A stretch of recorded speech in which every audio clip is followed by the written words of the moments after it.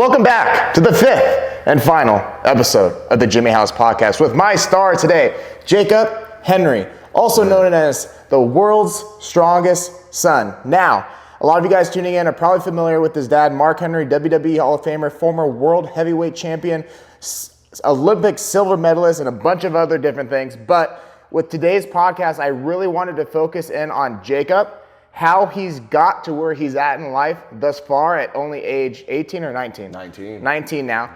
What he's looking to do in the future and like what has happened in his life that's made him into the person that he is today. And that person is one of my personal favorite people that I've ever had the chance to meet. And actually, I'd like to start with kind of how we met. Yes. So you can kind of take over after I'll do a brief one. But long story short, through Instagram, I put up a poll trying to help grow my coaching business. He voted on it, wanting to get into some in-person coaching before he went off to Oklahoma to wrestle Division I at Oklahoma University. And we then trained for about a couple months before he went off to Oklahoma.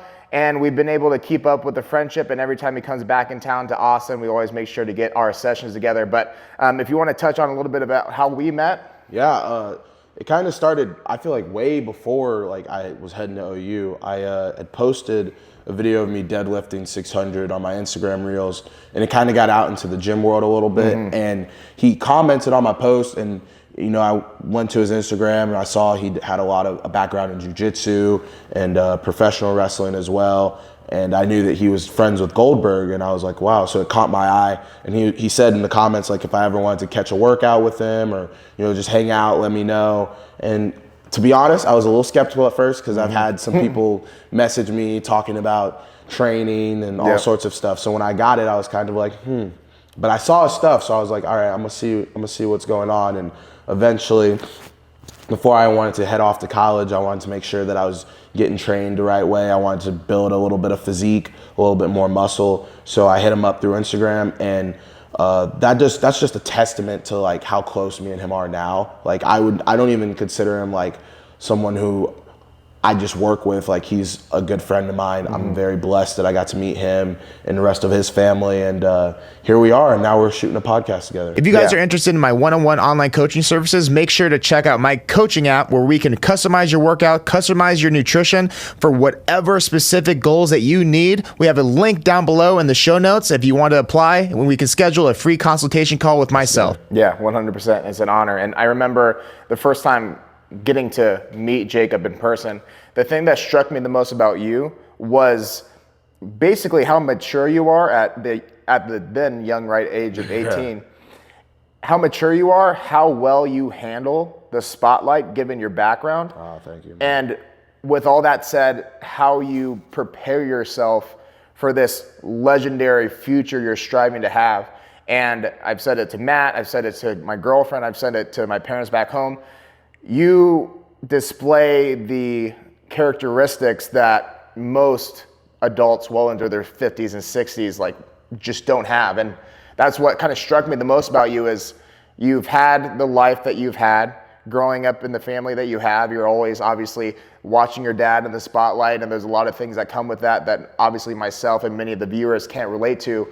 But despite all of that, you've been able to now formulate this personality that's extremely charismatic, that's extremely humble, mature, and also very supportive of those around you. And I just would like to dive into your life experiences that have kind of led to you having such a impressive personality at such a young age. I feel like, honestly, I have to give credit to my mom. Growing up, my dad, he would sometimes be on the road, so there would be times you go weeks, possibly even months without seeing him. And that's not any judgment, like that's the life that he was living, and that's the life that I'm gonna be living. So I completely understand that path. But being raised by my mom a lot growing up as a kid, you know, she wanted me to be multifaceted, and she wanted me to be able to do things in different origins and different spots. And she got me into music, she got me into dance, football, basketball, track, anything that would keep me out of the house and not playing video games, she would have me doing. And I'm very grateful because I feel like that's kind of set me up in life in general. Like I can go and sing at a place and entertain people. I can talk, I can communicate, I can read. And I feel like sometimes you know, especially as a young African-American male, I feel like some kids don't get the opportunities. And for me, I just have to say that I'm blessed. And honestly, I feel like that stems from my mom, like growing up, me and her together, and then having my little sister, you know, it felt like it was just us against the world. And then your dad comes home and it's a whole family. So that's something I feel like kind of really helped me growing up, you know, starting off, laying the foundation. I love that. Now, you were an all-state wrestler in high school. You finished second in the state of Texas in wrestling, correct? Mm-hmm. And I know you had some awards in football. You want to touch on that? Yeah, I was all district my junior and senior year, and I was all state my junior year. But then my senior year, I transferred schools and I ended up switching positions. Gotcha. Which I think that was kind of, for me, a huge change. You know, going from playing defensive line to offensive line and having to like learn a completely different position. Even though they're similar, there's a very different way to operate. You know, instead of being on my hands a little bit more and, you know, firing up and firing out, now I'm kind of sitting back and I'm absorbing. And you got to communicate. Like, and I feel like defensively, I didn't have to communicate as much. You know, I'd communicate with my other defensive linemen, I'd communicate with the linebackers. But when you're playing on the offensive line, you got to communicate to the tackle, you got to communicate to your center, and you got to communicate to the quarterback. Right. And that's something that I don't think a lot of people understand in football. There's a lot of communication. And I feel like people know, let me rephrase, I feel like a lot of people know that there is a lot of communication in football, but I don't think a lot of people understand how much goes into it. Yeah, the depth of it. Not just the depth of it, like playing football and being able to communicate that in practice all the way to the game, and how quick there's like time management. So if something doesn't go right, we go to the sideline, it's like, okay, we need to fix this right now. So like, how are we gonna fix it? So yeah, and then I did win one state championship in my junior year in freestyle. Oh, yeah, that's completely different from folk style. I should have won a folk style state title, but you know, that's not the way it worked that year. But you know, you just gotta kind of accept it and move on. So. Yeah, you propelled it to now wrestling Division I, Oklahoma. Yes. That's a very elite status as a wrestler in the wrestling world. That, you know, since there's no NFL for wrestling, that's, you know, very close to like the highest level that you can really get is wrestling Division I. So that's huge. But then also more recently too, some of the people watching might understand this. You signed with WWE and the NIL. Now, with all those things together, you would think that somebody like yourself, growing up, would you say that you were always a stud athlete, or you were always somebody that, let's say, like the big kid in school, or did you deal with issues before that? And how did those issues lead into the success that you've been finding yourself athletically more recently? Honestly, growing up, I wasn't ever like the premier athlete in any sport I was in or any team that I was in. I usually was the backup. Growing up, I was scrawny, and then I went from scrawny to fat kid, back to scrawny kid, and then back to fat kid. And, you know, me and my family, we all say that my sister kind of got lucky with the more natural athletic genes. Like my sister, she can ride on a hoverboard with no effort, like just running around, spinning around. If I get on one, I'm probably going to break my neck. So I try to keep myself away from that. But, you know, I kind of changed in high school. You know, I have to give credit to my father.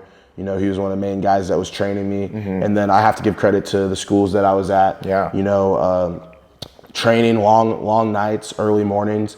Off seasons were very critical my freshman year. I'll never forget my strength coach at the time. His name was Coach Jacobs, and we kind of had like a kumbaya, come to Jesus meeting. He was just like, hey man, like you could be really good, but we really gotta like grow into your strength. Like the potential's there, but we need to actually be able to apply it in the weight room, right? And not just lift to lift. That's what he told me one time. And I really didn't understand what he was saying at that point, because I was just like, well, we all lift. We go to the same lifts. We do the same workouts every single day. But then I actually started putting a little bit more focus into the lifts that I was doing. And that's when I started seeing like bigger jumps in my squat and my deadlift and my bench. And that's kind of when I started growing into that like peak of like, not even a peak, but just like hitting a stride. And hitting that stride really helped me in propelling my athleticism, my flexibility, and just in general, my overall sport performance. Yeah, which is actually really interesting because referencing the video that I saw you from, I know it was either a podcast that your dad did or even that you did where you were talking about, I think you were squatting 225 or something, maybe a couple years or less from the time that you squatted 600 in that one video. What was the time frame there? So I squatted 225 my 8th grade year, and then like that summer going into my freshman year. So that's when that I posted on Instagram and I think TikTok, and it was pretty much was getting ready for freshman season of football, and we got to 225. My dad took me to the gym. We planned out a whole day, practice, reps, and we're like, all right, we're gonna just max out. We're gonna take breaks, long breaks, and then we're gonna see if you can hit certain marks. And I got to 225, and I tried to squat 275, and I almost like legit, the bar almost like had me like collapse over me. Like my dad, like, I'm so glad for the spotters that were there that day because honestly, it could have been a really bad situation. And I remember leaving the gym feeling so like depleted and so worthless because I was just like, this is honestly, I was looking at myself as a disappointment because I was like, you know, my dad has accomplished so much in the weight room, not just in the weight room, weightlifting, powerlifting, winning state championships in powerlifting and winning national championships and world championships. And I was just like, and I can't even squat 245. Like I honestly, at that time, I felt like that was just such an embarrassment. And then all that training from July going into my freshman year to February of going, like I was technically sophomore season. That's how my coaches would explain it, but I was still a freshman. That's when I started hitting 500, 525. And it was to the point where people were like, yo, is this kid taking steroids? Right, like, is he cheating at this early? And, you know, my dad told me, he was like, we're never going to cheat. We're never going to do it. It's going to take hard work. It's going to take preparation, dieting, all sorts of stuff. But like, we're not going to cheat. We're not going to do that shit. And you don't need to. I don't need to. Look what you've done now. I don't need to. And it's really cool. Like I broke the record, and like Baker Mayfield was there when I broke my school's record. Really? I didn't know that, bro. So like, I'm sitting there, and I'm trying to get myself hyped up, psyched up, and then our doctor comes in, and he's like, "Man, you got to perform for Shake and Bake." I was like, "What are you talking about?" And he's like, "You know Baker Mayfield's here, right?" And I was like, "No way." I turn around. Wow. There's Baker Mayfield. Full beard and all, he's just sitting there talking to one of our coaches. Really? And I was like, bro, if I don't hit this, I'm gonna kill him. Like, this is gonna be awful. Like, dude, all my teammates are coming up to me like, are you ready? Are you ready? I'm like, no, bro, I need to leave. Bro, I'm gonna have a heart attack. And I'll never forget, you know, I squatted, I go down, take a deep breath, and it just kind of went black for a second. And then I feel myself powering up, and it got quiet. Like, I thought everybody was gonna be like, let's go, like, oh my God. And I rack it, and I look at my coach, and I'm like, wait, did I do it? And he's like, hell yeah, you did. Everybody loses it. Awesome. And I walk up to Baker, and I was just like, dude, what do I say to this guy? Like, this dude won the Heisman. As a kid, I was, a freshman. I'm meek little me. I'm like, oh man, I'm talking to like a goat. Like, how am I gonna be able to handle myself? But I walk myself up to him, and I'm like, Baker, I'm a huge fan, like all this, and he just looks at me and he's like doing his tobacco dip, and he goes, "Oh yeah, I appreciate it, kid. You're strong as shit." I was just like, Baker Mayfield, this is greatest. Oh my That's God, hilarious. it was great. So did he go to your high school? Like, yeah, so Baker was. wow. Well, I'm not an alum from Lake Travis. I'm an alum from. Oh, that's right. But at that time when I was at Lake Travis, he was like the talk. He was still the talk of the town. You know, he was in his, I think, second or third year. Interesting. In the league. Okay. You know, like people were just talking huge about him. You know, the career he left behind at OU, and it's kind of funny. It's like now I'm at OU, and whenever I'm there, people like whenever I tell them where I went to high school, and I get to tell them like, yo, like I met Baker Mayfield, and you know, like we got to have conversations. And like my sophomore, junior year, like it became like a regular thing. Yeah. Like instead, it wasn't like a celebrity. It was, I'd see him and he'd be like, yo, what up? And he'd be like, yo, what up, dog? Like, what you doing? And I remember I was walking to my coach's office one time, and he just walked and we just talked for like 30 minutes, like just nonstop. And, you know, he's a cool guy. I wish him nothing but the best. It if you're ever watching this, Bake, you know, appreciate you. Salute to you.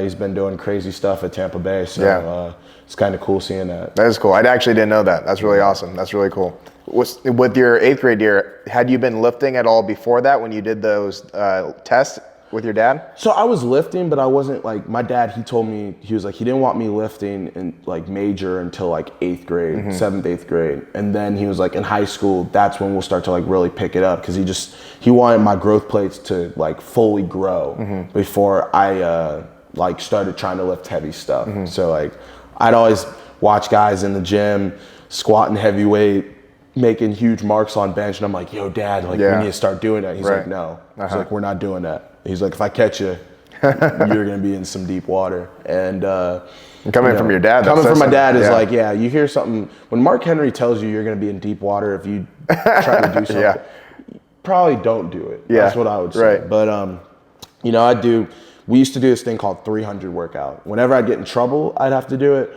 or in general, like if I'd like needed to like get a legit training session, and that would be my training session. It would be consistent of 100 push-ups, 100 sit-ups, 100 squats, about 2 minutes of like burpees, and I don't know, we did something else. Sometimes we'd mix it up with some crunches or some planks. But when I was in trouble, whenever I'd get in trouble, my dad would make me do 300. And I always like say this is the reason why I feel like my squat has been one of the most prominent things in my career, is because when I'd get in trouble, sometimes my dad wouldn't be in the room when I was doing the 300, or he'd fall asleep. But as a kid, I realized quick, I was like, I can't just like get up and like walk away. Cause I tried once. One time he fell asleep and I was like, maybe if I creep out of here, like he won't. And the second I'm reaching for the door, he's like, where are you going? Like, you ain't done. I'm like, all right. See, that dad energy, he's gonna know what I'm doing. So what I would do is if he would fall asleep, if he would leave, is I would, instead of doing 100 push-ups, because I hated push-ups as a kid, I'd do 200 squats, or I'd do 250 squats. And I'd be like, damn, I did 200 squats. Or I'd be like, yeah, Dad, I did 100 push-ups, I did 100 sit-ups. I didn't. I did 250 squats, and then my legs would be super sore afterwards.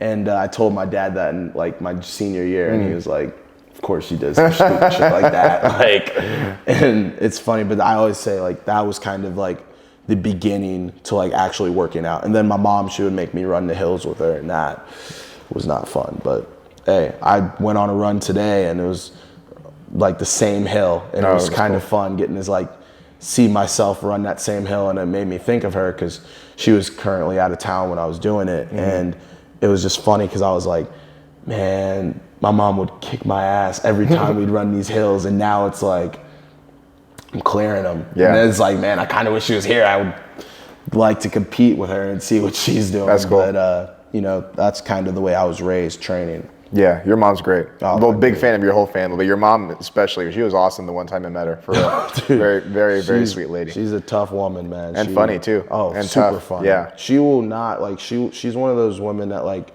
she fights for her family. I don't know if I told you, but 8th grade we were playing a football game, and I got hurt. Like I caught like this huge cramp up my calf, and this team is like in football, like huge catch. One of these guys like mossed one of our DBs, and they were like, hey, we need to get on the ball. We need to get on the ball and get a drive.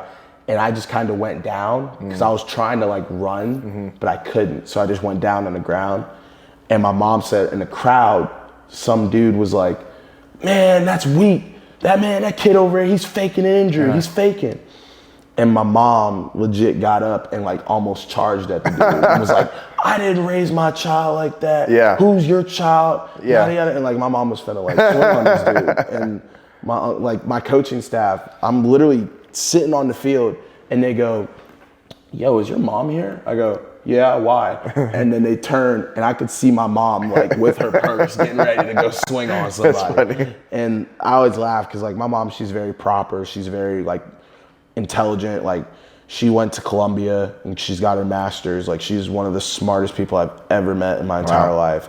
So like seeing her out of her, element, it was pretty cool for me. As like, yo, my mom's gonna go fight somebody. She's gonna go scrap with someone. Shoot, it's gonna be a good night. Yeah, man.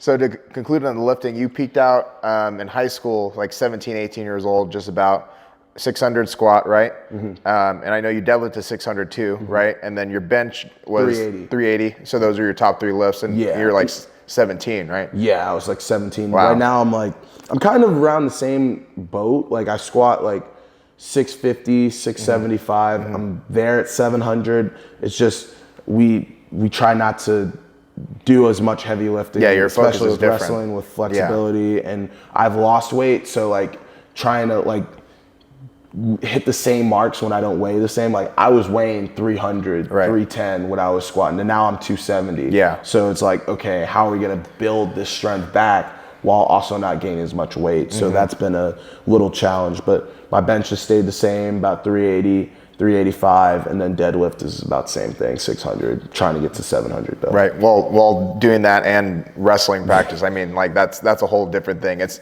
the fact that they're up there still is remarkable, you know, because like doing all that work with wrestling, that's like cardio nonstop, and you're like in a calorie deficit whether you want to be or not. So college really like woke me up to the wrestling mindset of cutting weight. So like I never really fully understood cutting weight until my senior year, because my coaches had me certify way earlier because they thought we were going to go on a deeper run in the playoffs, and unfortunately it didn't work that way. But I had to get down from like 320 to 285. But like I was still so big and there was so much weight on me that it was kind of easier to cut that. But then I got to OU and my staff was like, hey, you weighed in at 308 in June when you first got here, which is fine. But like, we don't want you having to be one of those guys that cuts down to 285. You shouldn't be doing that.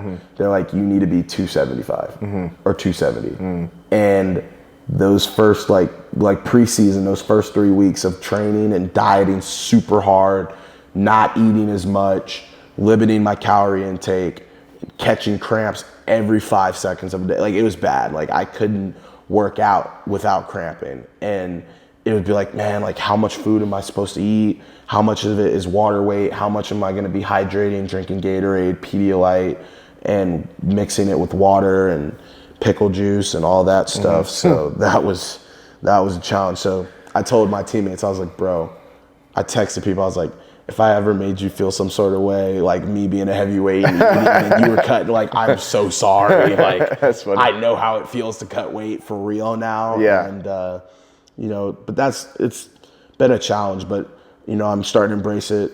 People have told me I have lost 40 pounds and people are seeing it. I see it, and I'm actually excited to see what happens the next couple months. You know, maybe I lose another 20 pounds. We'll see what happens. Yeah, you're going to look real lean. It'll be good. Shoot. Yeah. So this is actually kind of interesting for myself. For some reason, I'm gonna say that is God. I've had the opportunity to randomly or through a lot of different experiences come across some of my favorite childhood wrestlers' children, Jacob, Gage Goldberg, Maya Lesnar, and even Dustin and Cody Rhodes' nephews, who I have the honor to train. And the commonality that I find between all of you guys is maybe the stereotype is like, oh, their kids must be so this or so that. Yeah. I'm sure you hear that, right? So stuck up or so entitled or so whatever. And in fact, in comparison to like your normal kid that didn't grow up with a father figure like that or whatever, you guys actually excel far beyond what I believe the norm to be. In fact, like I believe that all of you guys are actually very similar in regards to how you handle yourselves, like how mature you guys are. You like handle the spotlight with a lot of strength and also a lot of confidence, like all of you guys. But then you also do a very good job of like separating yourself from the legacy of your parents or whatever situation you're dealing with. For you in particular, what resonates with you or comes to mind when you think about that? Say some of the stuff that people might stereotype you as being the child of a WWE Hall of Famer, or what are some of the things that you have worked to overcome in that position to again create the person that you are today? I feel like to answer that, and like also shout out to all the other sons, daughters of wrestlers that have accomplished a lot. I think for us, growing up, a lot of it was the way we were raised. Like my dad didn't hand me, I wasn't handed everything. I used to wear the same pairs of shoes growing up. I'd wear same clothes, you know, like I wasn't wearing Gucci and Louis and the newest fresh pair of Air Jordans every week. Like I wasn't doing that. I would wear shoes until I wear them out. And my mom, now she's pissed whenever I do that. She's like, dude, you make a little bit of money, like go buy some reasonable clothes. And I'm like, no. But I think part of that is just the poise. And also I feel like it's a little bit of pride. I feel like in life, there's a lot of celebrities that have children and their children don't amount to anything. And for us, I feel like all of us, we don't want to be that statistic. Like for me, I didn't want to live in my dad's shadow, even way back when I was like 11 years old. You know, people would come up, are you, Mark Henry's your dad? Like, that's crazy. And eventually you're like, man, that's cool. My dad's kind of like a superhero. But then it's like, hey, what about me? Like, then that becomes the pride thing. It's like, hey, I want to be successful. I want people to know who my name is, you know? And that became like my driving factor, you know, when I didn't want to work hard. It's like, all right, so I'm just going to be he's just going to be my dad. Like he's just going to be that guy. And I think one of the biggest highlights I earned before I like left, my dad told me, is at one of my football games, another guy came up to my dad and he was like, hey, Jacob Henry's, you're Jacob Henry's dad, right?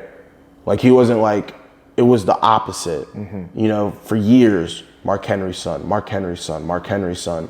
Instead, it was Jacob Henry's father. And now that's starting to become a thing that's happening. And that's like something that I wear with pride. You know, it's like, hey, I am who I am. I love me or hate me, I'm gonna keep pursuing what I wanna pursue, and I'm gonna keep doing me. And I think that's been the main factor. And I would like to possibly speak on their behalf with Maya and Gage. Like, you know, we don't wanna be just here for the ride, or some people call it nepotism or Nepo babies. I'm like, dude, I'm not a Nepo baby. I'm far from it, bro. Yeah, like I haven't heard of that. Dude, I'm trying to carve my own way, my own path. And like, if I have kids someday, I want my kids to be the same way. I wouldn't want them to, I want to give my kids the world, but my dad gave me the world. But the way you give it to them is kind of how you can lead that to success. So yeah, I like it a lot because I've been able to observe all you guys very closely, you and Dustin and Cody's nephews, because I've been able to like train you guys. Well, also Gage too, but even Maya, like what people don't realize is, yes, you were born into this particular situation, but you've really worked your ass off, your ass, Maya's ass, Gage's ass, like the boys. And you know, you're here on winter break and you're putting yourself through 1.5 lifting sessions with me. You're running up hills. You're doing all these things that aren't on camera, things that aren't necessarily talked about or put a spotlight on. But when you hit that stage that you're going to, that you're destined to be on, you know, people don't think about that. They just think, oh, well, of course, Mark Henry's son or whatever. But dude, also at the same time too, like God. I hope everybody that thinks that references this podcast, not only for the views, brother, but also for the fact that to get to where you are now and then to get to where you are in the next 5 years, the amount of work that you've done, be it in football or wrestling or lifting and all those things combined, all those little sacrifices that you made to make this possible. And the thing is that once you're on that stage, this is where I'm just going to stand my ground. It just doesn't matter whose son or whoever you are, because as you've seen with other examples, like it doesn't matter whose son you are. If you are not good at that, it's just, you won't make it. I can rebuttal off that. Like a lot of people, dude, the biggest frustration for me and my mom and my dad and my sister, like the biggest frustration for our family was, well, your dad's Mark Henry. Of course you squat at 600 pounds, or of course you're strong, or of course you're fast, or of course you're athletic. It's a bunch of bullshit, if I'm being honest. I'm sorry to say it like that, but it is, because like you said, the hours of work that goes in, the nights crying on your bed because you don't know where you're going to end up, the stress, blood, sweat, tears, all the determination, any stereotypical storybook, blah, blah, you could talk about. Dude, we go through it. And again, like I said, there's so many famous people and you would not know who their kids are. Right. I'm not gonna call people out, I'm not gonna name names, but like there's some really powerful people in this world, really successful people. And if we're being honest, their kids aren't gonna be able to amount to a level of success that someone who was born in like a regular household would reach. And I just feel like that's like, it's a pride thing. It's like something that's like, I'm gonna get this, I'm gonna go through it, and this is gonna be for me. You know, you gotta look yourself in the mirror like, can I do this? Is this for me? And like, pro wrestling wasn't as a kid, I went through many different phases. I wanted to be a singer, I wanted to be an actor, and now I want to do it all. You know, I want to be a pro wrestler. I'm gonna pursue acting. I'm pursuing music. I'm still doing all of those things because it became the mindset of what I want, you know? And I feel like that's just half the battle, man. It's really half the battle. And when people try to undermine your work and your creativity and your passion just because of what your father did or what your mother did, dude, get that out of my face. Right.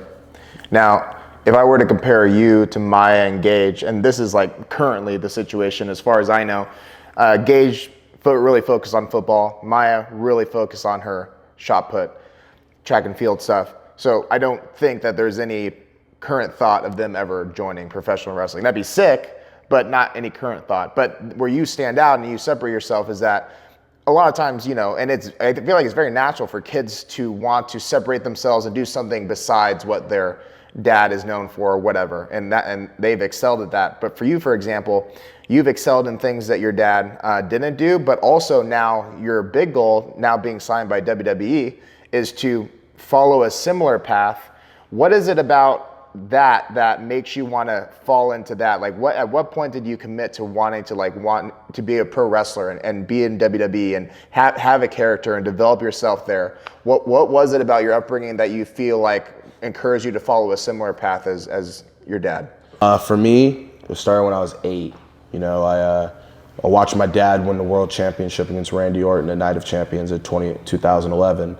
And at the time, the CM Punk pipe bomb had just happened. I had no idea what he was talking about. I had just started watching wrestling. So I wasn't one of those fans that was like, oh yeah, like I get what he's saying, like the company and all this. But I was just like, man, that dude's talking like, he seems like he's telling some sort of truth.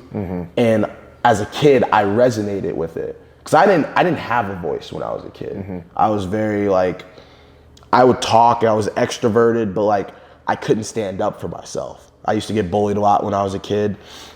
So when I saw him like standing up for himself and he was cutting his promo as an 8-year-old, I was like, yo, I resonate with that. I mess with that.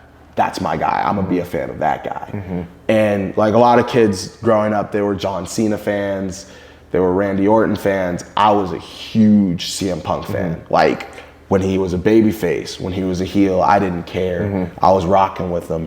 And it's funny because like I didn't realize how close him and my father were. And you know, now like me, I consider Punk a friend of mine, which is still sometimes mind-boggling because it's like, dude, when I was 8 years old, I had his shirts, I had the action figures, and then at some point after I won my first state title, he messaged me and he was like, yo, congratulations. That's awesome. Like, I've seen the work you're putting in, and like, you're a grown man now. And that's like really cool to see. And I started crying, tears flowing. I was telling my mom like, yo, like this is what I worked for. And then, you know, it's kind of cool. The coolest thing for me was like, I actually got to like tell him all this and how I was feeling face to face. After I'd signed with WWE, I went to SummerSlam and, you know, they're touring me around. I got to talk Triple H, I got to talk to Rhea Ripley, and I got to talk to Liv Morgan and so many others. But Punk was like, he was getting ready for his match, or it was after his match. And it was before his match. But I got to come up to him and I just kind of told him, I was like, hey man, like, I know like we text and stuff on Instagram and send each other jokes and, you know, check in on each other, but like growing up, man, like life wasn't always sweet for me, you know? Like I got bullied. I felt isolated.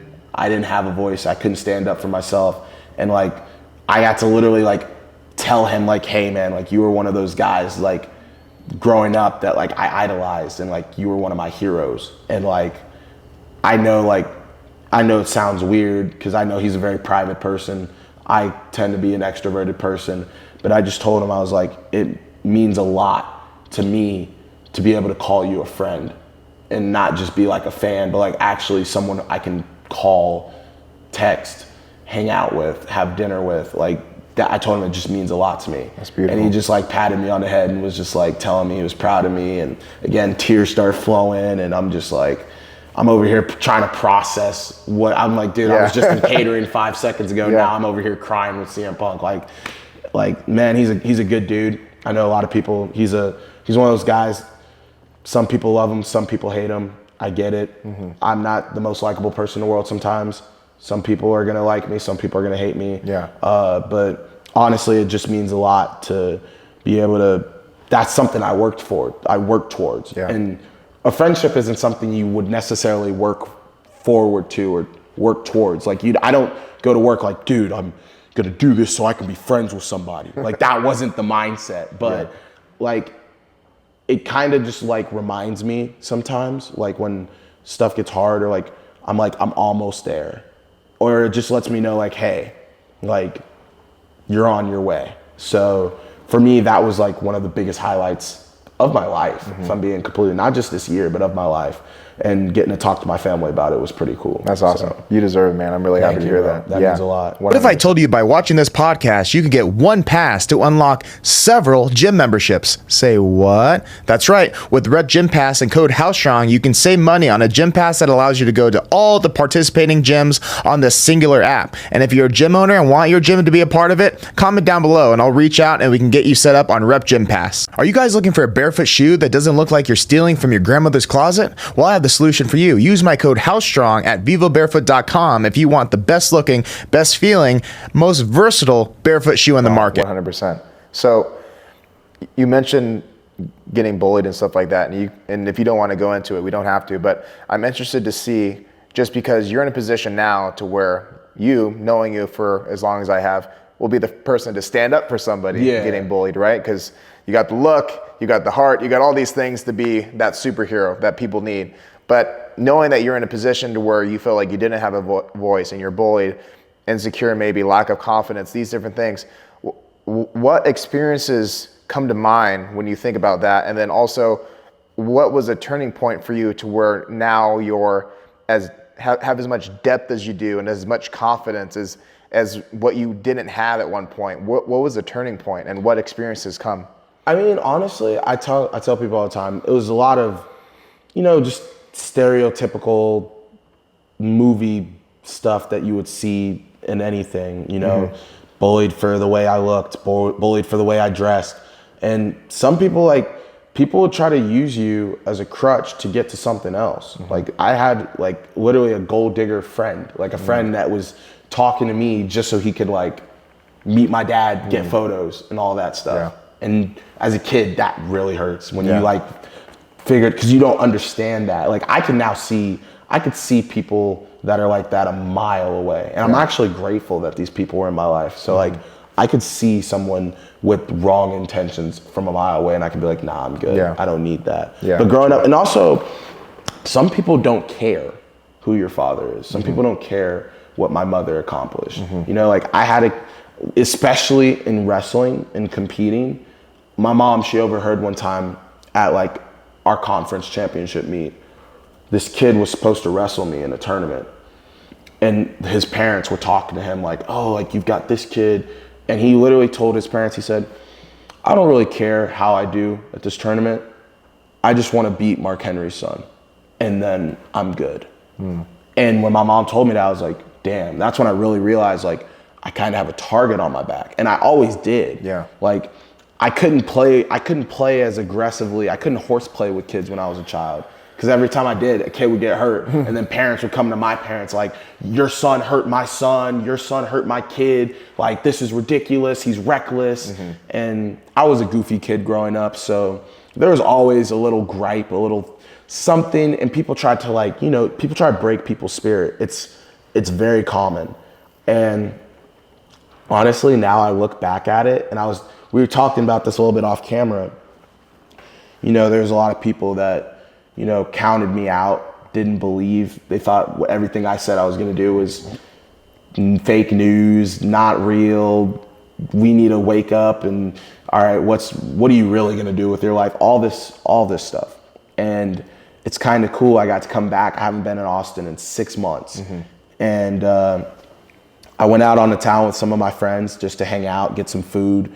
And I bumped into so many people that I haven't seen in years, since like 6th grade. I'm like, dude, I'm about to be 20. Like, I haven't seen you since I was 9, 10, 11. And it's the same people that didn't necessarily treat me well. Or they were the people that bullied me, or they were the people that counted me out. And it's kind of cool because my mom, she says this to me all the time. She's like, you're bigger than them. Not physically. We all know you already know you're physically bigger than these people. But she's like, you're bigger than them from the mindset of you've accomplished what people said you weren't going to accomplish. You set in stone what you were going to do, and you did it.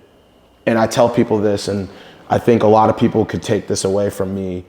Sometimes the best revenge, because like growing up, I was like, I'm going to stick it in these people's face. When I find them, I'm going to come up to them and be like, hey, you said I wasn't going to do it, and I did it. Suck it. Like, I was going to do everything that I could to just rub it in. And then I realized yesterday, my mom finally, it came to me. Sometimes the best revenge is just living in your environment, living in your element, being successful. Being successful kills other people, because then they're like, damn, I wish I had that. Or, hey, I hated on that guy, and now look what he's doing. I had a guy message me like, yo, dude, my friends bullied you in middle school, and I was a part of it, and like, I just want to say, like, I'm sorry. And then I've had people like yesterday, a kid that he and I didn't get along in middle school, and he actually he did some, I'm not going to talk about what he did, but he did some stuff. And he walked up to me. I was in a pizza restaurant yesterday, and he walked up to me like, yo, Jacob, like, how are you doing? And all this stuff. And I just kind of kept it chill, and I was just like, I'm good, how are you? I'm chilling. And he kind of he knew what he did. And he went his separate way. I went my separate way. And honestly, it felt so good, because I didn't say, because at first when I saw him, I was like, I'm going to tell him this. I'm going to be like, yo, you said this, and look at what I'm doing. And I think that's part of it was God. I feel like God was just like, no, just relax and just sit there, absorb what's going to happen, and then we'll see where the cards fall. And that's what happened. And honestly, I felt like what my mom said. I felt bigger, and I felt empowered, because it was like, hey, I'm in my element, and I'm living in my moment. And what happened to me in the past happened to me in the past. It shaped who I am now, and I'm just gonna keep marching forward. So. That's really powerful. Good on mom for that one. Shout out mom for that. I think that's really important too, because where you're headed, the spotlight's gonna be on you a lot. So whether it's people that you did know or people that you had no idea exist, there's gonna be a lot of people talking about you, and being able to handle that and navigate that. I even learned that to some degree on my own social media nowadays, but that's a skill within itself. So the earlier you can practice that skill of just being able to just be the bigger person and not care what people are saying and all that, to me, that just better equips you for what your future has in store, truly. Because people, like, again, I say this, and I'm aware that I'm going into a business that at sometimes can be very ruthless, very cutthroat. It's competitive. Everybody wants to be the best.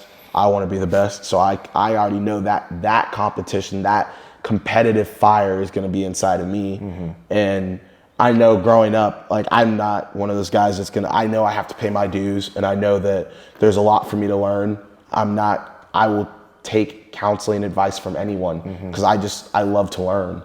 But for me, it's just kind of like, hey, all these lessons that I've learned in the past, all the stuff that I went through, all the bullying, all the isolation, being by yourself, learning how to be by yourself, learning how to cooperate with people you don't like, Like, that was a huge thing. And now it's like, okay, professional wrestling. I always am able to like compare life to professional wrestling from the standpoint of, hey, you're trying to make the magic happen.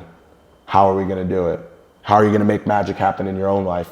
You know, it's very corny, but like people always say you manifest your own destiny, you control your own destiny, all that crap. And I'm just like, dude, it's true. Yeah. But to a certain extent, it's like, how are you going to do it? It's not just, oh, control your destiny.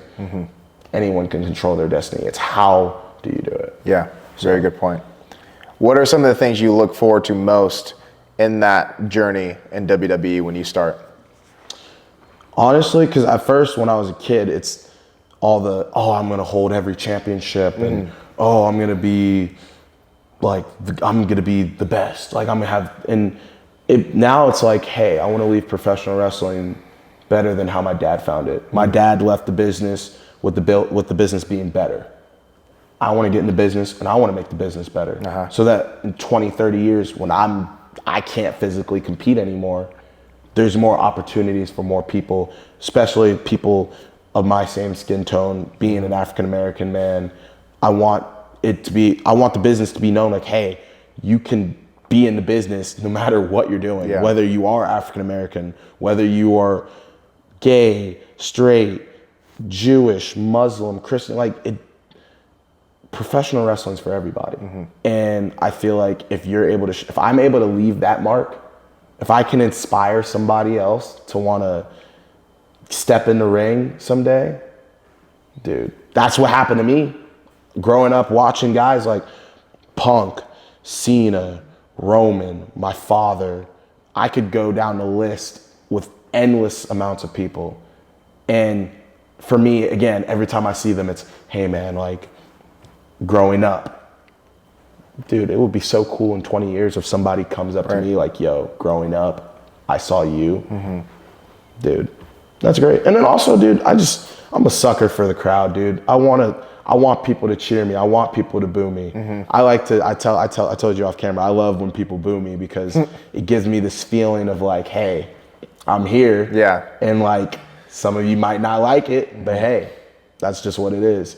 So for me, it's kind of just, that's what I want to leave in my legacy in pro wrestling. And also, I just want to make my family proud. Hell yeah. You know, if I can accomplish some things my father didn't do, that would be really cool. Because I don't even think of it like, oh, like my dad didn't do that, I did it. But it would just kind of be cool for like the family name and the family legacy. Like, hey, my dad won this championship, I won this championship. My dad won this caliber of a match, I won this caliber of a match. You know, my goal is to main event WrestleMania. And I firmly and strictly believe that I can main event WrestleMania. I don't know when it's gonna happen, but I believe it's gonna happen. And I feel like I honestly know it's gonna happen. Hell yeah. But it's just not, it's not from a place of cockiness. It's not from a place of, I know it's gonna get handed to me. I wouldn't want it to get handed to me if it's not, if I'm not ready for it. Right. So I'm excited. And I'm just excited to learn. I'm excited to travel the world, go to Japan, go to United Kingdom, go to France, go to Africa. Yeah. Oh my God. Like, dude, I'm just excited to like embrace other cultures and get to know new people and, you know, do what I love while doing all of that. Yeah. So. What do you think, what's one thing that you feel like now entering this career path that you've learned from your dad, or a couple things that you think will really help or have helped prepare you to this point or for future? My father told me, he's like, you can't walk into the business just one, expecting stuff to be handed to you, and two, you can't walk in, you got to act like people don't know who you are. Like, people know who I am, and I know who I am, which is the biggest thing. I know my own identity, but sometimes you got to walk in with the humility and grace that people don't know who my name is. Some people still don't know who my name is. Right. I walk at people be like, wait, who are you? What's your name? Not out of a disrespect, but out of genuine confusion or lack of knowledge. And I think that's fine because that's how it is. So I just got to go in. I know that I got to pay my dues. I'm aware of paying dues. It's a thing, it's real, and it's legitimate. I'm going to pay them. And when I get the control to be able to speak up and be like, yo, maybe this is how I want to do it, or I'm going to do it this way. but that takes time. Yeah, totally. It's not like I'm not going to walk in thinking I'm the man just because. Yeah. And that's the main thing I think my dad taught me growing up. And there's so many other lessons. You know, I watch professional wrestling every day. It's on my mind 24/7, even when it shouldn't be. Why am I studying? Why am I taking finals? And I'm over here thinking about, oh man, like that match yesterday, like what would I do if no, Jacob, you gotta walk in, you gotta take this final. Like it's it's what I do. Yeah. I know my that's what I do. Like it's what we do. It's the family business. So those are just like little things that I have to learn. And you know, professional wrestling is gonna be here. That's what my dad always tells me. He's like, the then, now, forever stuff, like people say it's corny, it's real. You know, professional wrestling's not going anywhere. I know that when I'm there though, that's gonna be my main focus. Yeah. And then we let the chips fall where they may, so. Do you have any particular matches that you'd really want for yourself once that career starts for you? I wanna be in the Royal Rumble. I just really wanna wrestle. I wanna wrestle in certain matches. I wanna test myself, you know? I want to be able to wrestle in a Hell in a Cell match. I want to be able to wrestle an Iron Man match. My dad says, he's like, that's one of those matches that a lot of wrestlers don't want to wrestle. It's one of the biggest fears, one of the biggest tests in a man or woman's career in professional wrestling. But I want to do it. I want to see if I can. I believe that I can do that with the work that I know I'm gonna have to put in and just faith, honestly. And there's so many other things I could go on for miles. Oh, I want to win a ladder match. I want to win a steel cage match. I want to win a no holds bar. Like I could go on forever, but honestly, I feel like those would be some of the biggest. I'd love to wrestle in the Royal Rumble just for the nostalgia. Growing up as a kid, that's what I wanted to be in. I'd love to see an Iron Man match because I feel like that would be one of the biggest tests in my career. Any particular wrestlers? Dude, I always say I want to wrestle Punk because that's been the dream since I was a kid. There's a lot of other people, you know.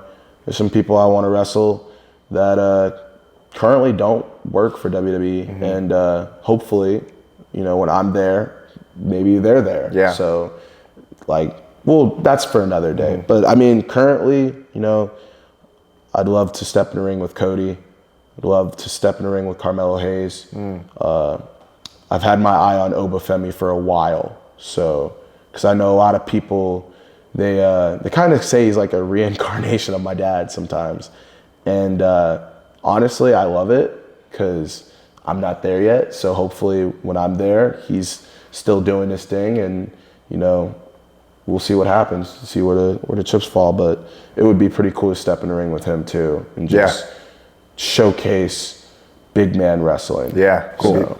So as we wrap it up, like I've said a handful of times already, I consider you to be very wise, not only for your age, but in general.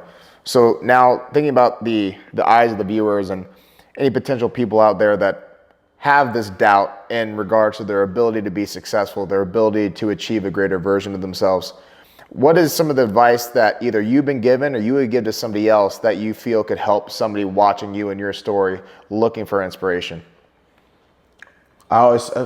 People always try to say, oh, you got to find it in yourself. But you really can find it in others. If there's somebody out there that you admire or respect, try to find their story. Listen to that story. See where stuff resonates with you. Because for me, I like to resonate before I put myself in a scenario. Like, I never thought I'd end up wanting to be a professional singer or a professional actor, and then you start to go down the spiral of reading other people's stories of how they got involved. And that's how I did. Because for me, it was like, I want to be like someone. I don't want to copy myself and be a copy-paste version of somebody, but I was like, hey, he reached success. I want to be successful. Something they're doing has to be right. Yeah. So I'm going to see what they're doing, and then I'm going to see if it's in my game, if it's in my element. Sometimes it is, and sometimes it's not. Sometimes it is, and sometimes it's not. But you know what? You just got to keep rolling with that. And you know, people like, there's so many inspirational things you could say, oh, never give up, or, oh, like, life is too short, like, all this stuff. For me, I just say, hey, find what you love and go for it. And if it works, it works. If it doesn't, it doesn't. At least you can not go back and be like, damn, I wish I tried that in my life, or damn, I wish I pursued that. If it worked, it works. I feel like a lot of us, we fear failure so much. I'm so guilty of it sometimes, to the point where it's like, I'll tell myself, I can do it. Like, I'll procrastinate, or I won't even do it. And then I'm frustrated because I'm like, damn, why did I not do that? You know, there's so many things in my life that I regret. I have regrets.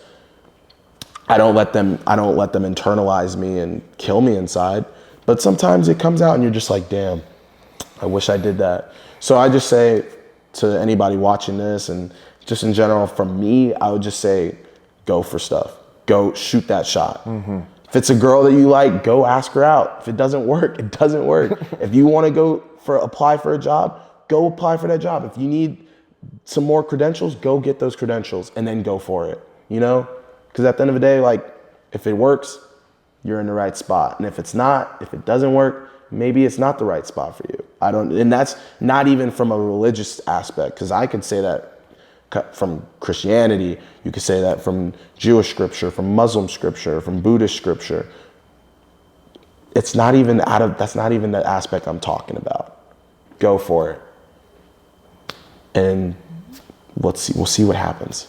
That's all I can say. I feel like that's the biggest thing that could be a takeaway. That's really good. And just for the audience, he's not bullshitting you, because I've actually observed him approach a grown-ass woman in the gym. She had to be at least 35, maybe even 60. No, just kidding. Oh my God, don't do that. Don't do me like that. Don't do me like that. She was definitely older than him. He was 18, 19, and then just shot his shot. Actually worked, right? Yeah, got her number. So it's crazy. To his point, he has backing to what he's preaching to you guys. So it's very powerful words, and you guys can see how wise he is and how intelligent he is at this age. So it's actually really interesting to think about how you'll continue to evolve as an athlete, but also as a human, and how many more lives you'll be able to touch. I really, really am excited to see this podcast be almost like a milestone or a checkpoint in regards to like you about to break out into superstardom, because I believe that's what you're destined to be. Matt does. Everybody that you've met through me has full faith in you, and I know there's so many more people that do. So it's all very exciting. I gotta say, dude, like, people don't understand how like special Jimmy is, and like all his friends, because like my father and I are very protective of our family, the family name. And like, again, I said in the beginning, when he messaged me, I was like, I don't know. I'm gonna wait, feel it out. I was like, I saw his stuff. I was like, man, it looks good. It looks credible. He's working with legit athletes. I went to one session with him and I was like, yo, he's the truth. I went to my dad, I was like, yo, this dude is the truth. Like, you gotta check this guy out. My dad does not trust everybody. Yeah. Like, dude, everybody I train with, like, you gotta get the thumbs up. And my dad gave him double thumbs up. So, Jimmy, I love you, brother. I love you too, man. You're one of the closest guys I've met here in Austin. Again, I'm very grateful for our friendship. I don't even think of this as like a professional relationship. No. I feel like it's just two friends, helping each other out. And, I feel like I'm excited to see what he's doing. Like, everybody talks about me, I'm going to be, I feel like he's one of those guys that's like very under the radar right now, from being a coach to being a professional wrestler, killing it in jiu-jitsu, right? Killing it in jiu-jitsu. He's got a beautiful girlfriend. Like, bro is literally living to the fullest. And honestly, that's something that inspires me. So, brother, I love you, dog. Like, love you, man. Bro, I appreciate you, man. Thank you. Like, very grateful for you. Grateful for your parents for allowing me the opportunity to train you and build this friendship. Truly, thank you. And thank you to your parents for letting me steal you at like 9 o'clock at night on a Sunday night. Sunday night. Yeah. Hey, it's what it is. It's very good. I'm very excited for this podcast to come out. Are there any final thoughts or anything you'd like to shout out or plug? I know I definitely want to plug your NIL shirts. So make sure to check out my shirts on My Player. Search up my name, Jacob Henry, and then it should come out. We've got hoodies, we've got sweatshirts, we've got some workout shirts, whatever you need. We're thinking about getting a golf ball. That might happen down the road. Nice. We'll see. If you want to go golfing, my face will be on it. We'll see what happens. And just make sure to keep up with me. Follow me on Instagram at Jacob T. Henry, and follow me on X at @TheJacobHenry_. And man, I just appreciate the support. Love me or hate me, I'm gonna keep doing me. I'm gonna keep going forward. I'm gonna keep striving forward. I suggest we all do the same, especially going into 2025. I think 2025 is gonna be a bright year for a lot of people, and I feel like it's the way we manifest it. So again, I appreciate you guys. I appreciate the support. Appreciate the love. If you find me, if you ever see me, please reach out, say something, let's talk. I'm not one of those people to shy away from it. So, that's just love, and it's all love at the end of the day. Beautiful. Jimmy, man. Thank you, sir. Brother, I appreciate you, man. So I'll make sure to follow him too, on all his Please. platforms, bro. Please. Thank you. I appreciate it. I will put all those links in the information box below. Thank you guys for tuning in. I really appreciate it. If you like the video, make sure to like, share, comment, and subscribe, and let me know who you want to see next. But until next time, Jimmy House, Jacob Henry, out. And that's going to conclude another episode of the Jimmy House podcast. If you guys have any questions that you want featured on future shows, make sure to put them down below. And until then, if you guys could keep liking, sharing, commenting, and subscribing, it would mean the world to us. The more this channel grows, the more we can provide the content that you guys love to listen to. Until next time, thank you as always. Jimmy House, out.